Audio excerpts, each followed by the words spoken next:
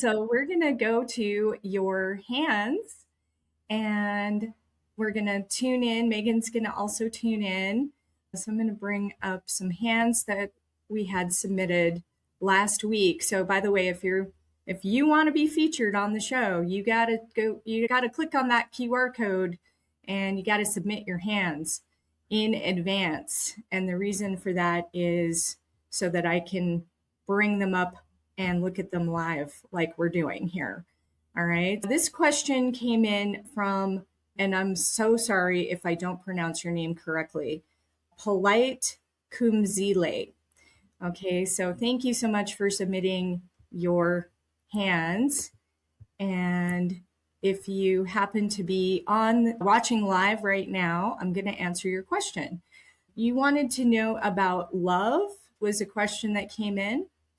And so I want to just talk about just that in terms of the hands, okay? Love, we want to look at, we have a couple of lines to look at. We have relationship lines, which are located on the side of the hand called the percussion, okay? So this area right here that is just below the little finger is where we would look.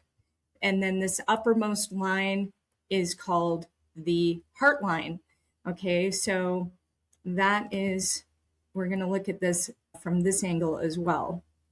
Okay, what I see first off with you is, okay, this affection line just below that little finger, it looks to me like it is present. Okay, so first of all, if you don't have an affection line, that can be basically saying that love is not on the board, so to speak. But I would say that it is for you if you don't have a partner, if you're looking for one. And it also looks to me like you are open to a relationship. And again, this is because of how the line is showing up. So I would definitely say you're, at least on your end, you're open to receiving, you're open to exploring the possibility of love.